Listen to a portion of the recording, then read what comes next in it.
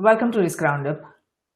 The advances in information communication and digitization technologies has transformed the way individuals and entities across nations, its government, industries, organizations, and academia connect, communicate, and collaborate across cyberspace, geospace, and space. Today, technologies have come to rule and even dictate the terms on which communication is undertaken across NGIOA. NGIOA means nations, it's government, industries, organizations, and academia. Now, when we are at the crossroads of major technological changes, as we are now, new communication technologies are constantly being unveiled and older ones are constantly being modified or updated. It is important to understand and evaluate its impact, trends, and future predictions. Since relationships and results within, between, and across NGIOA depend on communication and connectivity, the existing and emerging communication channels across CGS, that means cyberspace, geospace, and space, independently and collectively are playing a key role in shaping the very foundation and future of not only communication and connectivity, but the sharing economy that the world is passionately trying to build. So when we change the tools and technology, driver and nature of communication and connectivity, we change the relationships and we change the results, thereby changing the very configuration of human culture, civilization, and the very fundamentals of society. To discuss changing nature of communication and its impact further, I am delighted to welcome Tudor Mihailescu to this Roundup. Tudor is the co-founder of GovFaces and he is currently a visiting fellow at the George Washington University. He is from Switzerland. Welcome, Tudor. We are delighted to have you on Risk Roundup. I'm very happy to be here. Thank you very much, Jayshree. Wonderful, Tudor. So, what is driving the ongoing revolution in communication channels today, Tudor? Well, the drivers are multiple, I would say. What I find very interesting is that, I'll start by an example. In the 1950s, when President Truman spoke on TV and radio, 130 million people would watch the address. That would be 30 or 40 minutes from the beginning to the end. 130 million people. The last State of the Union address that Donald Trump gave was watched on TV by 43 million. Usually when we talk about communication technology, we think that, and we assume that today we watch things better than 50 or 60 years ago. And we assume that politicians have more means to get their message across than 50 to 60 years ago. It's actually quite on the contrary. The more fragmented the communication space has become, the more means of communication we have, the less access to good quality information citizens have, and the less opportunities politicians have to actually get their message across in depth. Yes, citizens have access to buzzwords from many directions, but very few know how to select their sources and the communication channels so that they can get in-depth quality information. That's probably one of the biggest problems and one of the biggest paradoxes and one of the biggest challenges and risks that we need to solve. Yes, absolutely. That is a perfect example. I mean, you gave a really good summary of how the communication is different today from the time of that president to this president and State of Union. So that's a perfect example because the internet today is changing all our relationship, irrespective of which component of a nation we are talking about. You gave a perfect example of government and how the politicians are giving their presentations, giving their message out. That is one, aspect. And there are many different aspects, but the biggest thing is that the media, the newest media of communication, is on the internet, and these media is changing and growing every single day, and that is changing so many different aspects of the nations and how we communicate. But let's talk about the trends. What trends do you see for communication in 2018, evaluating all different channels that are available? Where do you see the trends, taking us as far as communication is concerned in 2018? To me, and there's many different types of communication here, right? There's interpersonal communication, which is how you and me can stay in touch today, you being in Texas and I being in DC. And that's something that social media has done incredibly well. You can keep in touch with people all over the world. The communication is instant. There's been a democratization of this space in many ways. I was listening to an interview that Barack Obama gave with David Letterman like a few days ago, I think, and he was saying, I took Malaya Obama to college, and it was so different from when I was in college. I tried to call my grandmother, but she wouldn't pick up because she said it would cost too much. So that's a problem that we've solved these days. Yes. Now, one problem we haven't solved is the way politicians actually communicate with their citizens. And for me, that's one of the biggest paradoxes of this space. Because the logic hasn't changed that much. Yes. Paradoxically, politicians use Twitter today in the very same way they used the radio 70 years ago, which is, okay, how can we get our message to as many people as possible? There hasn't been a democratization of this space. You as a citizen do not have more channels to get to the politicians than you had then. It's paradoxical. I spent some time at the local level in the UK right before the 2015 general elections and the 2016 Brexit. And I would talk to local politicians and I'll tell them, what do you think of Twitter and Facebook? And they would laugh when you told them that this can actually enable them to engage better. They know they can do electronic leafleting with it, but still the best way to talk to citizens is if you shake their hand at a town hall and you meet with them in person. That's probably one of the biggest challenges for us in 2018. Can we bring this town hall atmosphere somehow on the internet? Because it hasn't happened yet. Yes. That is a perfect example you give, because when we evaluate, like you said, that Twitter is available to politicians, they are able to send their message out, like how President Trump is doing, and how many other politicians have started to use the accounts like Twitter and Facebook. But we don't see the two-way communication. So the challenge you just mentioned is absolutely the right on, because we see communication happening from politician to the masses, to the citizens, consumers. But we don't see the two-way communication that the individuals can send a message out. The citizens can directly communicate with their politicians or their representatives. So that is not happening.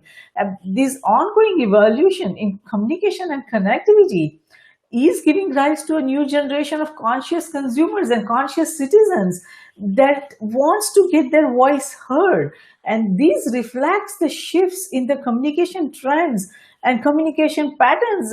We see, that consumers, there are many kinds of communication is happening. Two-way conversations to many, collaborative communications, all that is happening. But the advances and progress has happened in, sporadically in certain segments of the society. It's not happening, universally in the right way. So what shifts do you see currently happening because of these conscious consumers?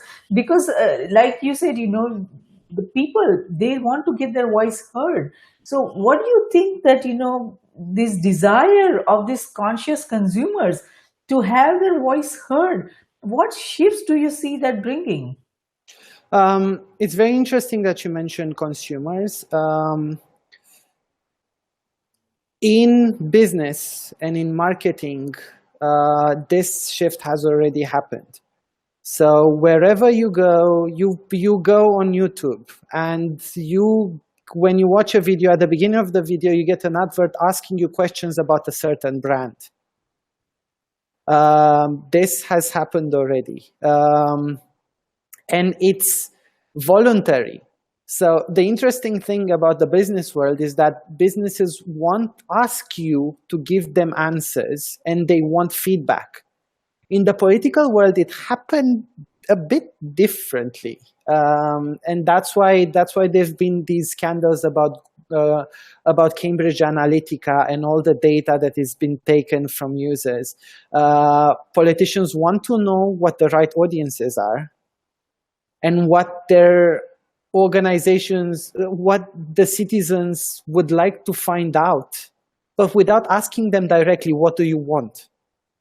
And that's something that for me should need to change. For me, the 21st century politics is about citizens actually being able to ask questions and engage in a dialogue with the politicians, a real dialogue rather than these one-way communication on each side that kind of gets bogged down in the noise. Another pattern that I see, and see, this is, in a way, this is me saying what I've seen and saying what I hope happens. For me, there is a need, and I've seen this already, for instance, with Instagram and Snapchat putting expiration date on content. We need to reduce the amount of content. Like, more content is not necessarily better quality or more understanding. So for me, one of the trends is actually understanding how to communicate better and less. At the beginnings of the social media networks, everything, investment would be given on posts. Like, okay, so how many hours do your people spend on the site? How many posts have they made? Those things are starting to change now. And we can see the example given by Facebook. They changed their algorithms. The number of hours that users spent on the site dropped, but it was well seen on in the investment world. So we're seeing a shift in that because people realize that the internet has enabled everyone to post content there, but not every content is worth consuming and not every content is worth keeping. I attended yesterday a very interesting UK committee hearing on fake news and misinformation in the US. So the MPs came here and they were talking with media personalities, with the representatives from Facebook and Twitter. And I remember something that stuck with me was something that Major Garrett said. He's one of the White House correspondents for NBC. He basically said people need to understand that content is content, journalism is journalism, and they're not interchangeable. The internet has an amazing force, and the power of the internet is that everyone can put their content out there. But we need to understand how to consume that content. And we need to make a difference between facts of life and the type of data and information that we should base our decisions on. May they be political decisions, business decisions, and so on. I think that's very important because these days, the biggest problem is that when people have so many sources of news, they get confused and they do not make a difference between a provider of journalism like NBC or CNN and the living room blogger in terms of how that information is put together, how that information is checked and fact-checked and then distributed. And that's an important danger. That's also a great promise, but that's also a danger. Yes, absolutely. No, I hear your points on that. Now, about the journalism and all this content that's being posted, it's going to be very difficult for decision makers to make a distinction between what is journalism and what is citizen journalism. Because if you see, social media is allowing live broadcast of so many. Anybody can broadcast anything. So any individual seeing something within their nation, they can immediately broadcast that. Now, how the journalists may not even be able to go there at that point. So there is a blurring boundary between citizen journalism and the actual journalist, and I think there is no way journalists are going to be able to stop that, because the citizen journalism is picking up. Now, this first point that you made about that there is a need for citizen involvement into the decisions that the politicians make, and that is for this young generation to come up with a new way of governance. How we can bring a new innovative way of governing as far as the governments are concerned, where citizens their voice is heard more and they can play a bigger role in decision making. Right now the politicians are taking decisions uh, as far as the policy is concerned, as far as any decision is concerned, how much to spend, where to spend, all of those areas. But the citizens, in the coming years, I expect that citizens are going to play a bigger role once the young generation, people like you, are able to define a new way of governing, where where we can save money, where it's cost effective, where it's and where it's more effective, in the sense that citizens play a direct role in that. We can minimize a lot of functions of governments by a new model of government that we all very badly need. Now, businesses are rapidly changing. If you see, I mean, they ask the consumers to give them feedback, and they are effectively able to bring the changes that needs to be in the products, in the services. We don't see that in government, because governments are not taking the feedback very seriously. So there are a lot of different aspects, sorry, a lot of different aspects that need to change in the coming years. So it will be interesting to see how all this plays out in the next 5 years, 10 years, and how this young generation is able to come up with the new models, and how we are able to bring down the risk of the fake news and the fake content and the bad people, the terrorists and all other bad the components of the society taking over the media and the message, and how we can bring down the risk, and how the rewards we can bring more to the society. But now, since all human relationships depend on communication, irrespective of whether it's human to human or it's between consumers and businesses or consumers and government, what is the effect of these new communication channels on human relationships, society, and culture that you see? 2 points. Because first you are asking me, okay, how can we make citizens more involved? I think it's very important to understand how this form of representative democracy came about. Citizens wanted to enjoy more of their private rights and private life. So they started giving more and more responsibility to the elected representatives, right? Because if you look at like ancient Greece, like the city-states, there was no private life. Everything happened out there in the open and everyone participated to it, right? Representative democracy came about as a way of giving citizens their private life so that they can enjoy that, and giving the responsibilities of governing to a small group of people that would do it day in and day out so that the others can enjoy their private life. It's very important. That is very important, because I believe that technology can help citizenry become more involved, citizenry take some of the responsibilities that right now are solely the prerogative of the elected representatives. But what needs to happen is time efficiency. Technology needs to improve the ratio between time spent and impact made, because we cannot expect citizens right now to give away once again the enjoyment of their private life for the public good. They can do it to a certain extent, but technology needs to make sure that every minute they spend in for the good of the society actually has a huge impact. So to me, civic tech applications need to make sure that that happens, that every moment that a citizen spends doing something for the greater good actually has an impact in doing so. That's also one of the problems why they don't go to vote, because they feel that going to vote doesn't make a difference. And there's many ways that technology can achieve that.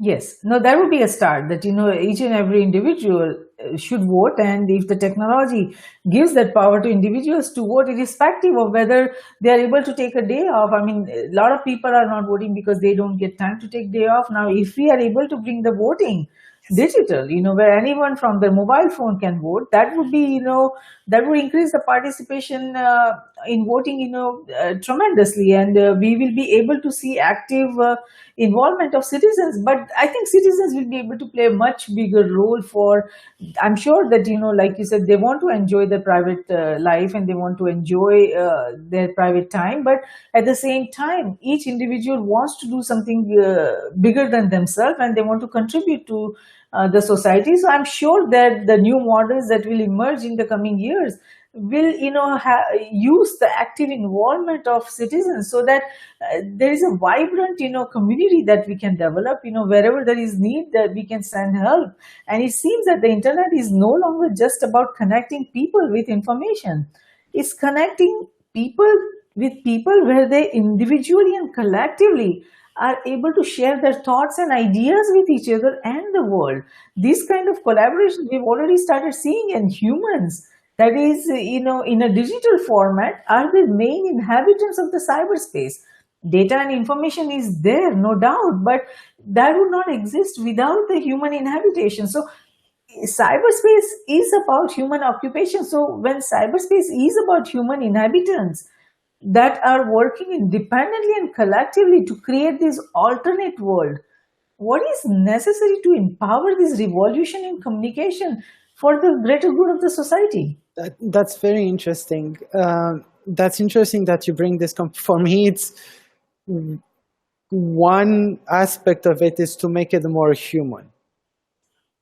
I think the internet has been amazing at distributing information and content, but less about actually connecting humans. That is why these social networks have a huge problem with hate speech and hate crime. All of them is because in the buzz of it all, humans don't really connect to one another. And that is again coming back to the town hall example. The people cannot do virtual handshakes online that much as they do in real person. If you meet a person, not yet, but in the coming years they may be. And that's something that we need to go for. Like, see, these types of conversations that we have here, types of conversations that allow us to be human and to agree and exchange information with each other. That is what I think one of the trends that I'd like to see more, like humanizing the internet space. Absolutely. rather than focusing only on the information that we broadcast without any care for who is behind that information, how they use it, and what they want to do with it. Yes. Because the more information that you have, the more information that you need to consume, the less you care about who gives that information to you. Yes, absolutely. I mean, just imagine the potential when AR, VR technology advancement would be there, that we would be, I could, right now it seems like you are in the DC, I'm here in Texas, but we are in two different places. It feels that now we will be able to create a studio environment in AR, VR, but it seems like we are sitting next to each other and we are having a panel discussion. We can have many more participants and we can have a good panel discussion. I'm waiting for that technology to happen. So it would be more humanizing. It would be more, interesting for our viewers and listeners all over the world to see and feel like how, this discussion is happening. It's like, Yeah, everyone is in one room. That is just one example. And it's pretty amazing that we have all these communication tools with which we can communicate to anyone and anywhere on anything. Think about the potential that Hangouts or Skype has given people like me who would like to have a dialogue, a serious dialogue with decision makers from all across nations. That would not have been possible if this technology didn't exist.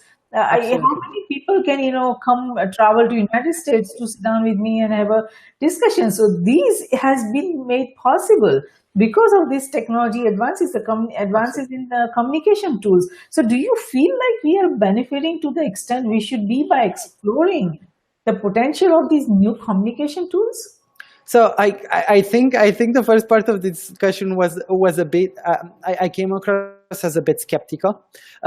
The reason why I'm like that is because I am someone who recognizes the power of these technologies, and I am a true believer that technology can solve problems and make our lives better.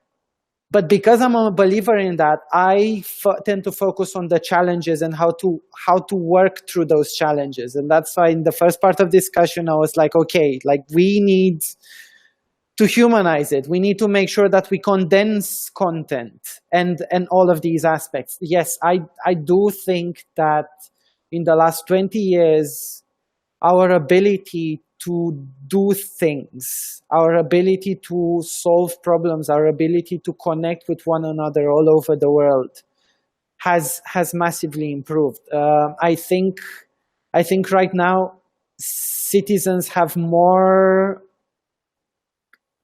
more able to get, they consume more content, they consume more news because they can, and that's so important.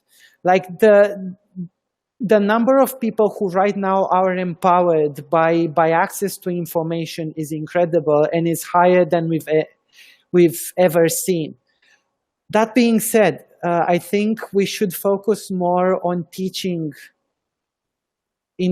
citizens, consumers, individuals, parents, children, how to use the internet technology. Because the industry has grown so rapidly, it's evolving so rapidly, that we need to find ways to actually keep pace with it. It's like, it's, anything, like if you don't teach a person how to use a certain medium, they can use it for good, but also for worse. I think putting more money in educating consumers and citizens about the challenges and about the promises of the internet technology and all the other technologies that are growing so fast these days would be really, really important. Oh, absolutely. I agree with you on that, that we do need to spend more resources on education. Other point that you made, and I think earlier also in the beginning of the discussion, you talked about that we don't need so much content on internet. How can we condense that? How can we eliminate that? That is an interesting topic. And I hear your point on that, that there is too much information on that. But who is going to define what needs to be there and what doesn't need to be there? How are we going to make decisions that this content will have only certain life, or who can post content? So these are very complex issues, because the internet is about freedom. Yeah, It's like everyone has a right to be that's there. Everyone has a right to contribute. Everyone has a right to give their voice. So how are we going to decide whose content has more priority and should remain there, and whose content should not. So these are very complex challenges that we will need to come up with some kind of framework, like what kind of content can have a longer life, what kind of content we should go away, like in Snapchat and other tools that we see. So this is a topic of discussion for some other time, on how we will define that, because it needs some kind of framework to come up with a effective process of what can be eliminated, what can not be eliminated, and who will be in charge of that, who will make the decision. So that's a very complex and a separate topic of discussion. But now, as social networking is becoming an active, it is getting so embedded into the daily lives of individuals and entities across India. Look at any component of a nation. The social media and networking sites have started playing a big role, and they are increasing exponentially. So do you see, for this generation, social networking is even beyond supplanting email or the text messages as the preferred method of communication? Do you see that? Just to come back on the other point, because I think there's one important component there. Users are not free online. I'll give you a simple example. If you go out on the street and you want to reach from point A to point B, you're not free to wander however you want. You need to abide by certain rules. You need to stop at the red light. You need to go on pedestrian crossings, and so on. It's the same on every social networking environment. You abide by certain rules. The reason why most people post on Facebook and Instagram is not necessarily because they want to, but because they feel pressured to do so. Because the norms of the community are, for instance, on Twitter, is the more you post daily, the more you will get hurt.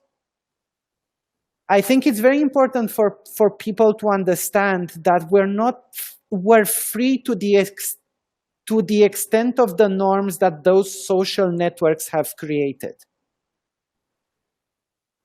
If the social networks took more responsibility in reducing the amount of addiction that users feel when they post, or educating them on when they should post and when not. I'll give you an example. I tried to do this experiment. I deleted Instagram and Facebook from my phone for a day, for a few days, and after 30 or 40 minutes, I'd feel the urge to go there and just check, even though I had nothing. I didn't want to. I didn't feel the need to consume the information necessarily. I didn't feel enriched to do so, but I felt the addictive need to just check. It's the same thing with posting. I'll give you an example from our own work in terms of how to condense that information. So I am a co-founder of a startup that does community engagement. So we put citizens and politicians to talk to one another. And we're thinking, okay, how can we condense the content? And we came up with this. You have a question about garbage collection. You post a question, and then your other community members, rather than posting their own question about that, can upvote the question that you have, so that they form a group behind the question. That saves a lot of time on the citizen side, because they don't need to think of their own question and post it. They just upvote the one that is already there. Less content, but with better force. That saves a lot of time on the politician side, because rather than receiving 50 questions on garbage collection, they receive one. But when they answer to the same 50 people who would have asked individual questions. There's ways to do so. There's ways to build environments with rules that save people's time and encourage them to post less but have a higher impact. That's what I was saying. For me, technology should serve this goal. The ratio between time spent and impact made should be high, because that's the only way you can make citizens take an active part in government and in democracy, if you value their time. I think you have a point there, and I hear you on that, that there needs to be some rules. But again, we go back to the same point: who is going to define those rules? Is Facebook, responsible for defining that rules for all its participants? Is Twitter going to do that? Because every single minute you will see so many people tweeting, for no reason, the same thing again and again, or something very silly like, okay, I woke up, I'm having tea, I'm having, I'm going to work, I'm taking shower, all that, lot of nonsensical, messages you will see on that. Now, do we need to tell that to the world what we are doing minute by minute or second by second? Of course not. It has to be meaningful. I agree with you on that. But how are we going to do that? How are we going to be able to come up with the framework or the model where, we don't see this kind of, communication? Let that communication be between you and your family or your close friends in a separate environment, but it doesn't have to be on internet. Do it in a messaging group. It doesn't have to be on internet. So there are a lot of things that needs to change. This is just, the democratization of internet that is, has got everyone excited and everyone is participating. And I agree with you that there's a lot of pressure. There's a lot of, influence that, okay, if I am not active, then I won't get many friends. I won't get many likes. So for getting likes or for getting, more friends, which are, I don't know even how true friends they are on social media, people are going crazy in a lot of different ways. But we do need a model. We do need some kind of guidelines. We do need some kind of boundaries. And maybe, sometimes we do need some kind of payment that would change the behavior, because we do need to change the behavior. And over the last decade, technology has transformed the way we work. It has helped us to communicate faster and more effectively than ever before. But we are now using email and text messaging more than ever since the invention of that. Now we are also communicating on Facebook, Twitter, and LinkedIn, all different kinds of platforms. But do you see that with all this virtual communication, the standard of our oral communication is declining? That the humans in geospace, they are not able to communicate, or they are not able to socialize in the same manner, in the human manner that needs to be there. That the society is moving more towards the cyberspace and virtual environments. Yeah, that's a huge challenge. There was an exhibition a few years ago about the unsocialization of social media. I don't remember what the name was exactly. And this photographer would capture people sitting at the same table in a cafe, but all of them on their phones. It's like the death of personal communication. Yeah, I've seen that a lot. It's like you see people like using dating applications like Tinder in universities, where they could just go to the next table and talk to the girl that they like. This is a huge danger, where you think that technology has a solution to all your problems, and you negate or you neglect the real world out there, and how you can actually achieve your goals with offline rather than just online.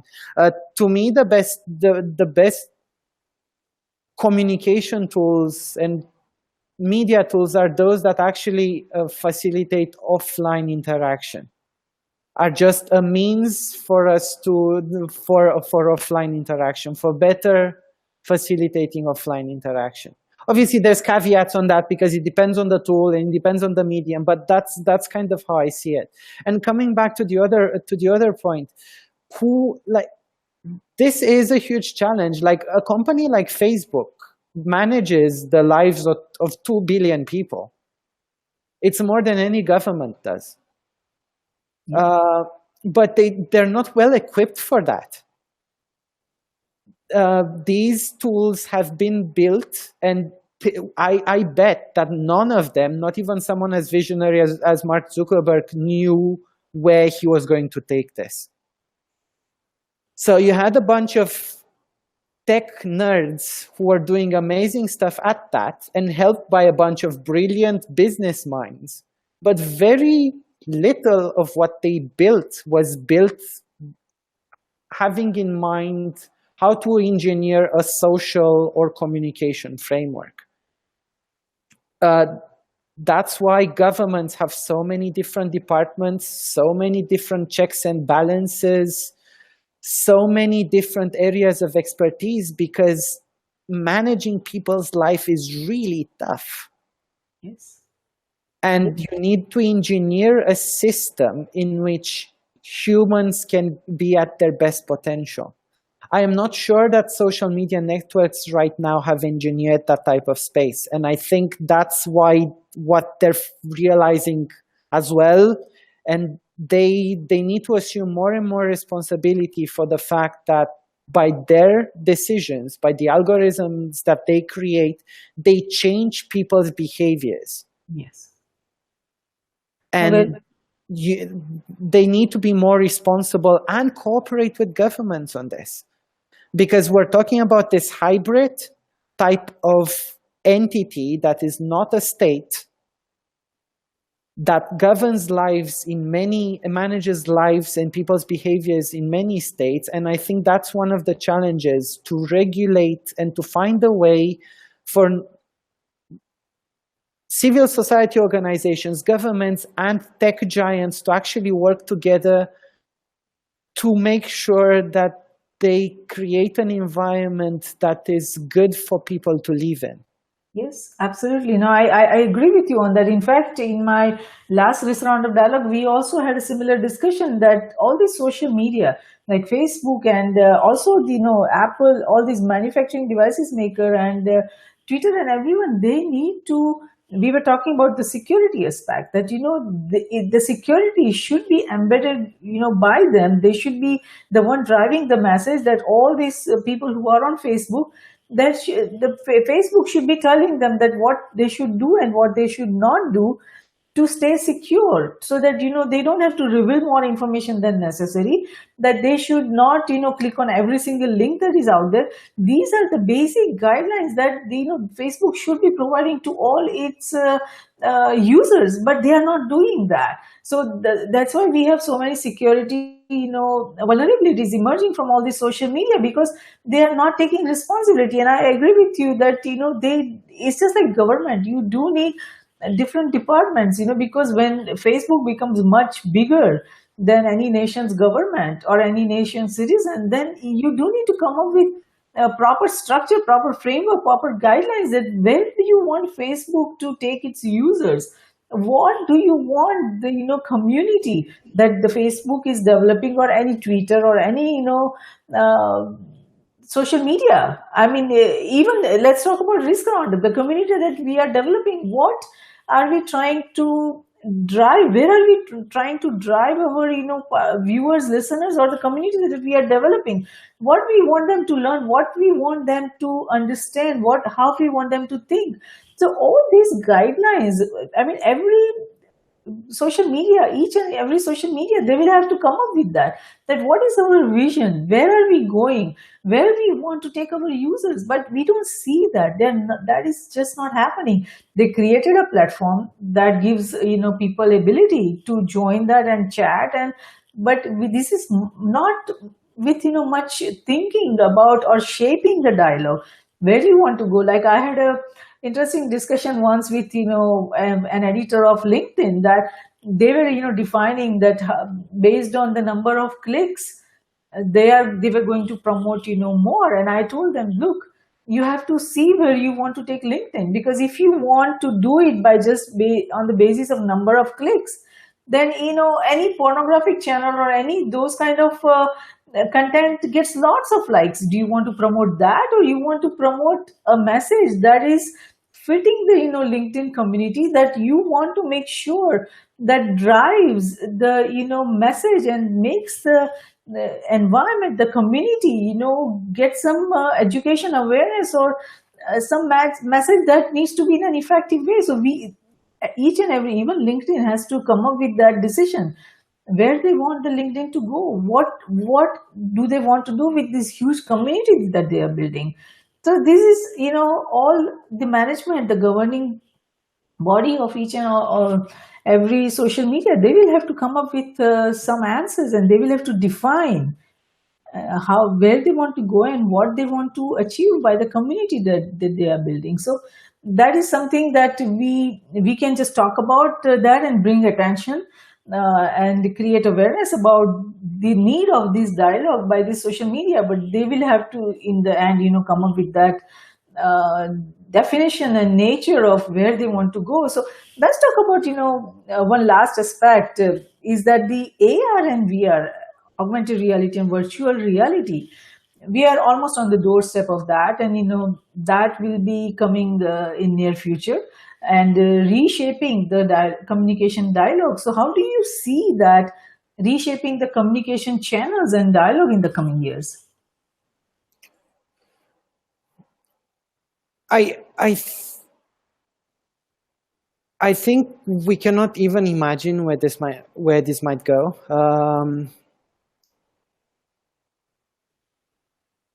It's interesting because I think there's so many different applications. The funny thing right now is that I've come to, so when I talk to my own developers, they always tell me everything is possible if you have the right resources. So you tell us what you want to achieve and where you want to go, and we'll tell you how many resources it takes you to get there. I think that technology is a medium to get somewhere rather than the objective in itself. So I think that both VR and like both artificial intelligence and like virtual reality and any other technology that we're developing or that we might be developing, we should know what we're developing it for and where we want to go with it, rather than just get excited because we're doing it and just developing it for the sake of developing it. Yes. I like companies who have a clear vision that doesn't change from day to day. For instance, I know that the reason why Elon Musk founded SpaceX is because he wants to make life interplanetary. And that's where he's going with it. I know that the reason he created Tesla was because he wanted people to drive electric cars and not use fuel anymore. And that's awesome. There are some companies that do not have a vision. I don't know what the vision of Snapchat is, for instance. And that's quite troubling because they have a huge capability to drive people's lives, but I don't know what the direction is. And so I cannot get excited by the tools that they roll out because I don't know what they want to use them for. That's kind of how I relate, and I like clear-cut goals and like companies with vision, because I know I can trust them. I know I can use them, knowing that they want to get somewhere, and I know that everything they build goes towards that direction. That's kind of how I see technology. No, very, very true. No, that's an absolute clarity on where we need the technology developers or visionaries to vision where they want the technology to make a difference, what they want to achieve by that. So let's talk about your organization, GovFace. How is it playing a role in redefining and redesigning this whole communication ecosystem? Where is it trying to provide value? So, like, there's a few points here. One of them, GovFaces, came from our realization that as we were talking before, politicians and citizens cannot actually engage with one another in a dialogue. And also came from the realization that the social media spaces that we have today are used for politics, but they were not built for politics. And the people who manage them do not really rely that much on political science expertise, on communication expertise, and so on. So we wanted to create a tool that can actually serve this role. As you were saying earlier, is there a way to actually come up with a better tool than email to put people together?